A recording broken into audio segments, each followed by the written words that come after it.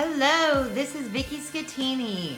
Stay tuned for my podcast on empowering women to do with whatever it takes. I have some amazing women who are doing it. If I did it, you can too. Don't forget to follow me on social media, Vicky Schettini and The Real Vicky Schettini on YouTube. Have an amazing day and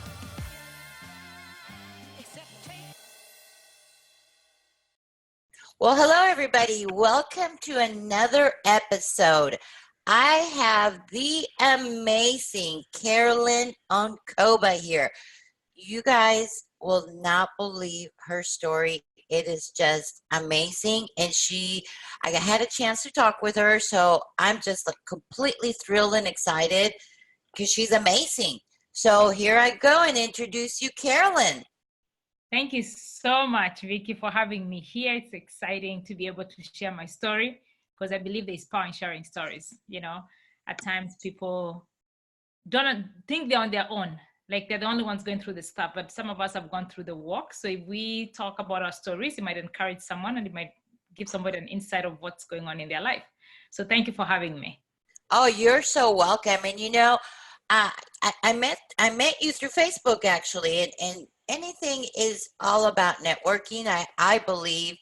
But going through your Facebook page, I would have never in my entire life believed your story.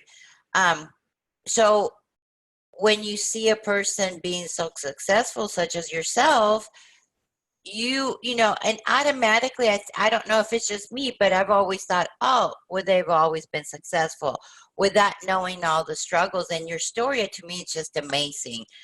Tell us about your story because it's just so exciting. I want everybody to hear about it. Okay, thank you so much. So it's a long story, but I'm going to really give the value out to what I think is going to help everybody out. I'm originally from Kenya. I come from a large family of 10. There's I have 9 siblings, so 8 girls and 9 total girls and 1 boy, right? So my mom was a very busy lady and they were very hardworking. So I bring that in perspective to say that everything that I have today, I would not be here today without my parents. My parents were extremely hardworking people. They were honest, they were very focused. And I decided to move to the United States in 2002. And as I was sharing with Vicky before, it wasn't in my father's will to let go one of the other children because some of my siblings had already left the country. So I moved from Kenya to America with $500 and came to New Jersey, Jersey City. I would never forget. I still have that shock. I was just mortified because what you see on TV is not what you get here, right? So true. So true. I said, is this it? They're like, what do you mean? I said, this is America. They're like, yeah, you just landed, the plane say that, this is Jersey, and oh my goodness. That was a different peak on that, right?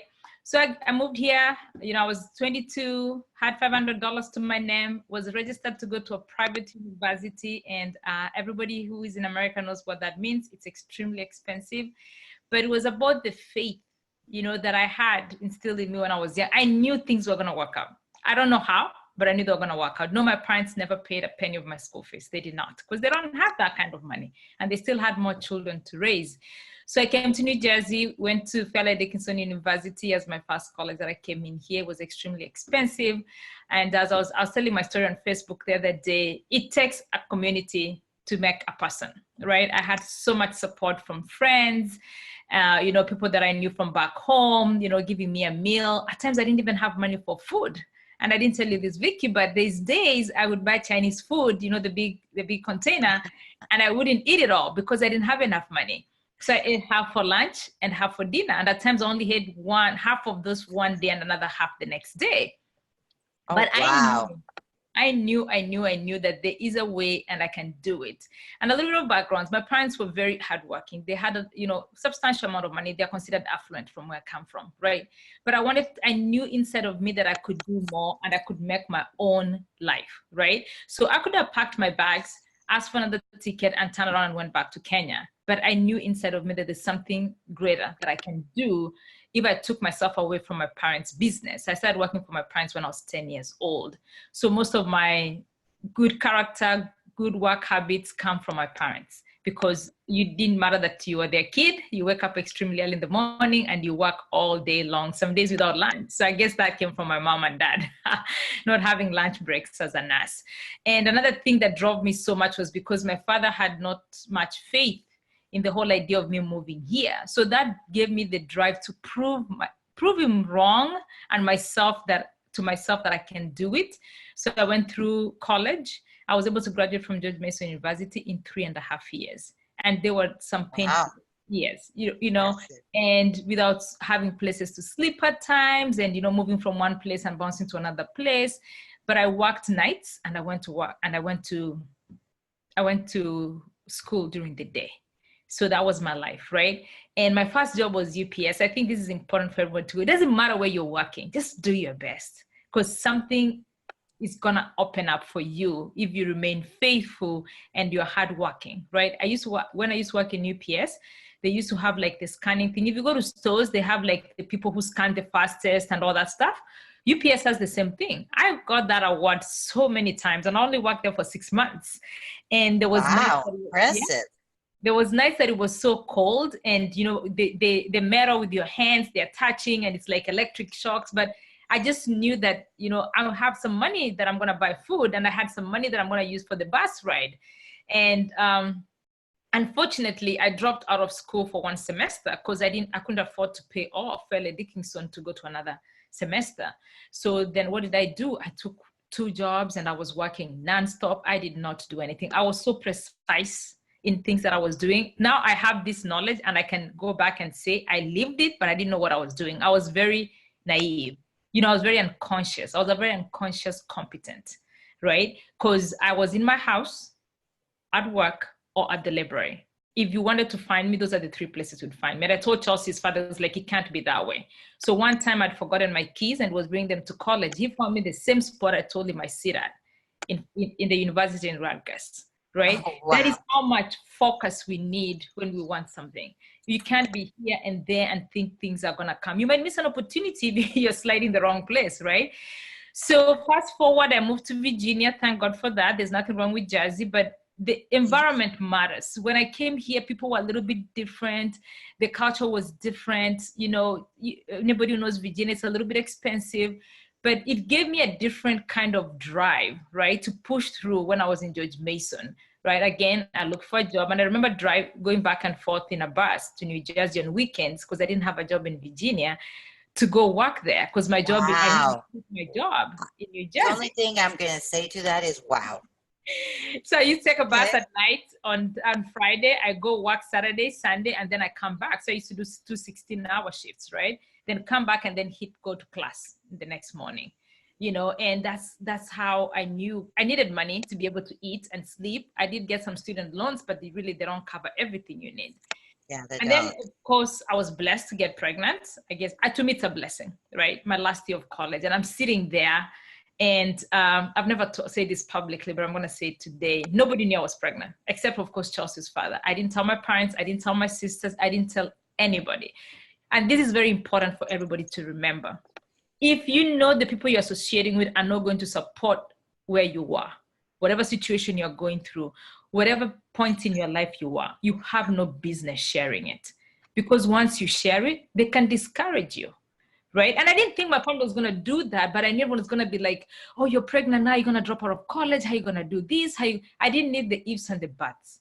All I did now was add more strength to my drive, because now I have somebody that has to depend on me.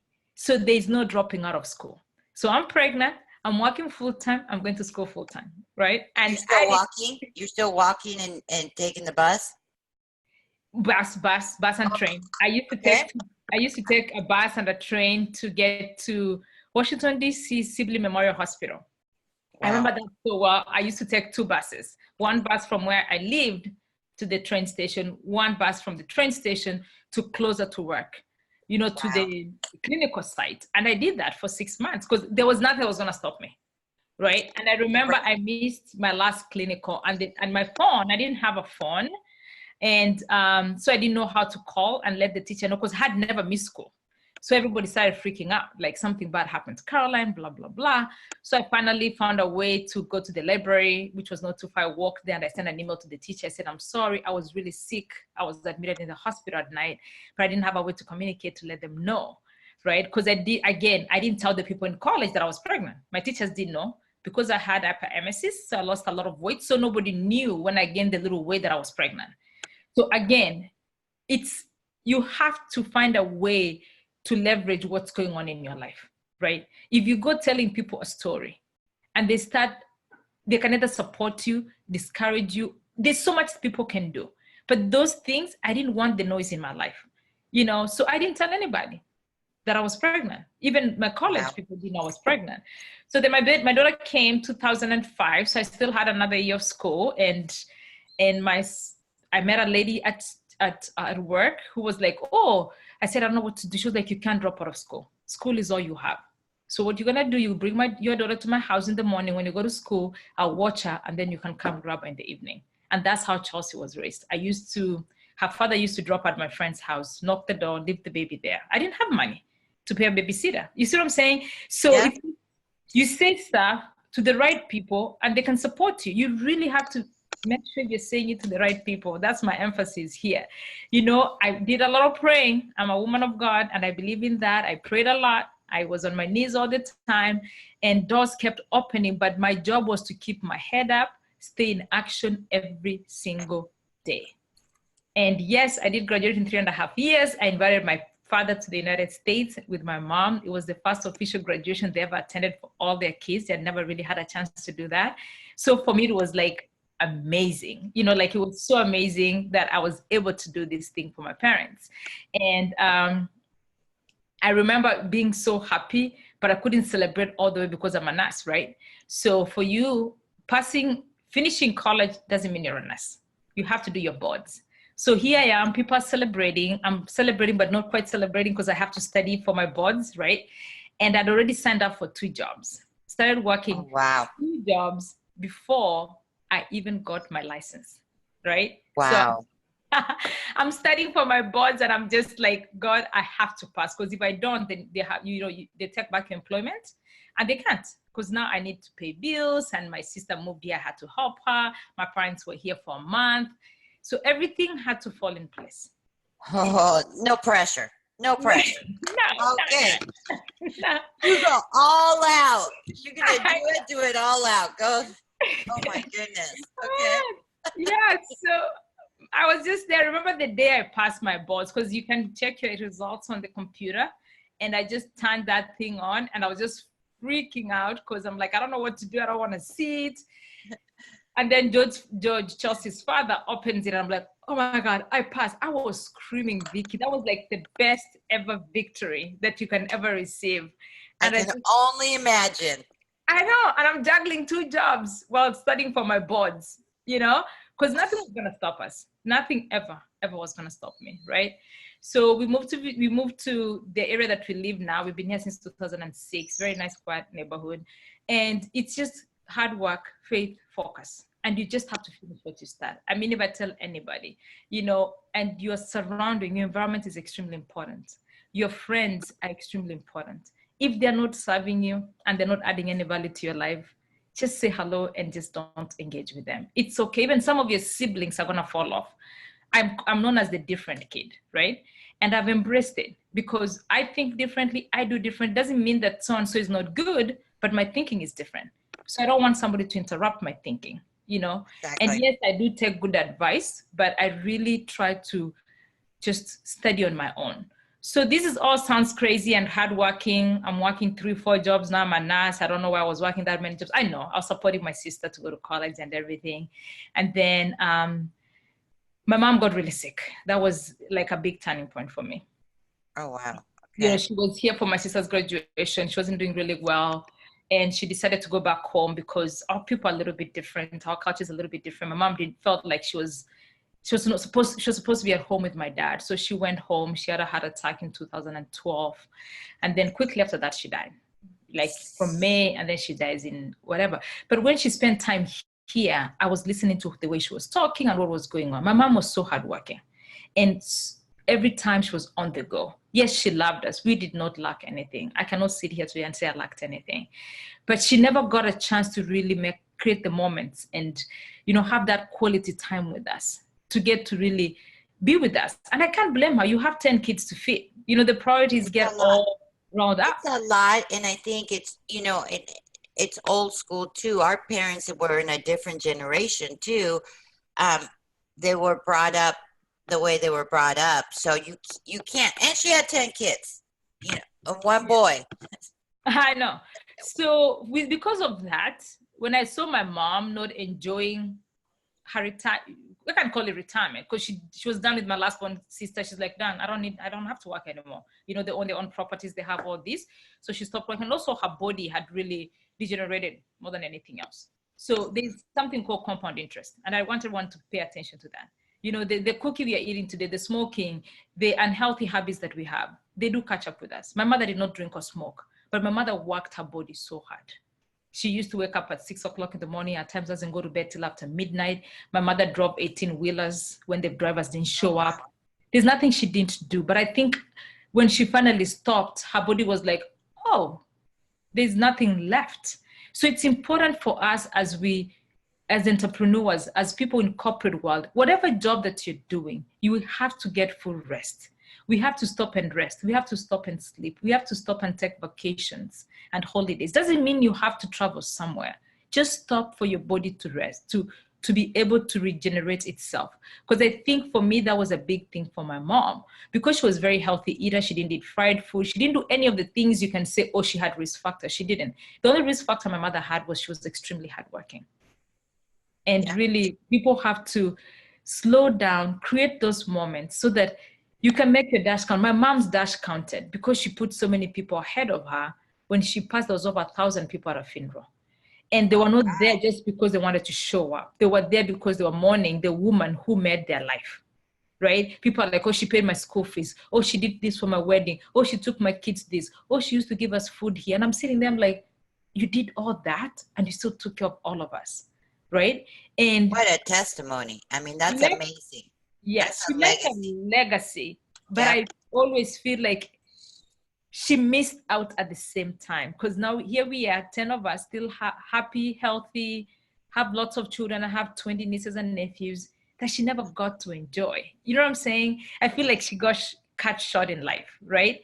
But I'm saying that to encourage people to also warn people. Enjoy yourself, your family, your loved ones, whoever that is now, every day. Tell them you love them, call them, see them as much as you can, because we don't know tomorrow. There is no tomorrow at all, right? And for me, with my mom, that's one thing that I learned. And her being here, us spending time together, I learned so many things, but it forced me to think of life differently, because I had 4 jobs, as I told you, Vicky. And I was working every night. I was just like a zombie. And I posted something on Facebook the other day where I talked about my daughter saying, Mommy, you were always there and you know everything that was going on, but you were not present. I said, what does that mean? You were always sleeping. You were always sleeping. And for a 13-year-old to tell me that, she was like, I'm glad now you are awake and present. Like, she knows and she can feel the difference. And I really thank God that I was able to slow down. But it didn't come that easy, right? After my mom passed, of course, now it's like your world stops for a moment. What did I do? I went right back to what I'd said I was not going to do, working for again, right? But then with time, by 2016, I was feeling empty, unfulfilled, just feeling like life didn't mean anything. I was kind of getting depressed. I had to go get counseling and all that stuff because my marriage was falling apart, because of the busyness. And even if we are running towards the goals of like having this nice, comfortable life, you leave your partner there, they get lonely, and I take my part. He can take his part that he played in it, but my part, I know I didn't pay enough attention. I didn't pay enough attention to my home, my daughter and her dad. And I know that. I'm not going to say they're like, oh, he did this and he did that. If I was present, these things could have not happened. Yeah. And it's hard because when you're going through it, you're so focused trying to do something, you don't realize you're doing it.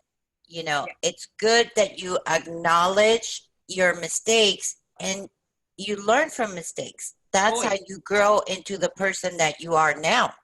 Yes. So then in 2016, I fell upon Les Brown's, one of his video clip that says, "Oh, are you walking through life like a corpse? Like, are you committing, what did he call it, spiritual suicide, whereby you're doing things but you're not feeling like things are happening, right?" And I'm sitting there, I'm like, "Oh, Les, you just talk to me." Then I just got into personal development. At that point, I was getting counseling, right? So I read the book and I posted it, As a Man Thinketh. If anybody has not read that book, everybody needs to read that book, okay? You are your thoughts. You are who you are because you've chosen to be there. Circumstances, yes, do happen to you. My mom died. I didn't have control over that. But it's how I choose to think about the situation and how I choose to react to it that has made me be where I am today. I'm not kidding you. As soon as I read that, and it sank in my head, I called the guy and I said, "Listen, I don't need to come to counseling anymore." It's like, "What do you mean?" I said, I can fix this. I just need to change how I think. I just need to change my perspective about life and start operating from a different thing." So we kept in touch with the phone calls, but I didn't have to go. But that was my turning point. That was when I said, wow, everything that is not working out in my life is because of me. And again, that's another lesson. The best lesson ever. You are the only problem you're going to have. Right? And people forget that. They want to be blamers. They want to be shamers. You got to claim your position. And the beauty of being the only problem you're going to have, guess what? You can fix you because you can never fix anybody else. And once I realized those things, I'm sitting there, I'm like, damn, this is gold, right? I don't have to worry about fixing A or B or my family, George, anybody. I just have to fix me. And that's what I did. Lots of personal development. You know, I'm a believer. Of course, God is a big key in my life, a lot of devotion time and just surrendering myself, but also trying to renew my mind. Because the Bible says, be ye renewed and transform your mind, right? How do you do that? It doesn't tell you, right? I'm sitting here like, I have all this stuff stuck in here and I need to really reprogram my brain. And that's what I did from 2016, 2017. I was a junkie. I read and listened, went to conferences, invested so much money in my personal development. And I'm so grateful for that. And that's what brought me to write my book, because I wanted to tell people, wake up, you have great potential. You can do anything you choose to do. And the only person standing on your way is yourself. Get out of your own way and just do what you That is amazing. We're going to be coming up with time. And, I had all these notes for you. And the more you talk, I just think you're amazing. What are you doing now to help people? What are you doing? So what I do coaching, right? I do business life coaching. That's what I say. But I specialize really, for me, my biggest thing is to help people bring harmony back in their homes. That is the biggest thing that I do. How do I do that? I help people to learn to create a balanced lifestyle. And balance doesn't mean that you're going to spend 8 hours with your kids, right? Because if you spend 8 hours with your kids, then you really can't work. Yes. We all have 24 hours. If we sleep 7 to 8 hours, we only have 16 hours left. Most of us have to put 8 to 10 hours to work, right? Either a job or a business or whatever. So the few hours that you have left, how do you maximize them? How do you invest them? Most of us spend a lot of time spending our time, but how do we invest our time cautiously? The thing that I teach people is time management. Let me do this because I have so much to ask you and we are going to run out of time. What I'd like to do is do 2 episodes with you. Let people know how they can reach you. The best way to reach me, I'm all over Facebook. That's where Vicky found me, right? That's I'm right. on Facebook with my full name, Carolyne Onkoba. And you can just check my personal profile or my business profile. It's both using my name. I also have a website. It's CarolyneOnkoba.com. You can find information there. I have a little download about 12 disciplines that can help you accelerate your success. And you can also get my book from Amazon, which is Split Second Success. The other thing I'm offering all the listeners for Vicky, if you send me an email to Carolyne@CarolynOnkoba.com, Vicky's going to give you write this out for you guys. And write on the subject, Vicky's name, I will send you an ebook, my ebook. I will share it to you. You don't have to pay for it. And the other thing I'm going to offer everybody that is going to listen to this podcast is a 15-minute consultation coaching. Actually, it's more a coaching session. Just come thinking of what is it that you feel stuck at, and how can I help you? And I will give you my time. If it takes a little longer than 15 minutes, it's okay, but I'm going to offer that to all the listeners. And also that also can be found on my website at carolyne@carolyneonkoba.com, or if you go to Facebook under my business page at Carolyne Onkoba Coaching, there's a book now button. Just click there and it will come straight to my calendar, and just make sure you write a note there saying you're from Vicky, so I can know that who I'm talking to and where they're coming. I so appreciate that. I need to get a copy of that book too, so I want to get in on that, because you are amazing. Thank you. People, she talks about, we're going to do a second episode right away, and maybe we can put them out together, but inner circle. These are the type of people you need in your circle. She is like perfect example of the people you want in the inner circle. And I mean, it's amazing. Thank you so much. You are amazing. Thank and you. Let's do session 2 also. Awesome. We can do that. Thank you. Sure. Thanks. This episode was brought to you by Wit Property Finders, Podio, REI Black Book, and also subscribe to my podcast at iTunes, Stitcher, Blog Talk Radio, and last but not least, Spreaker. Have an amazing day. Bye.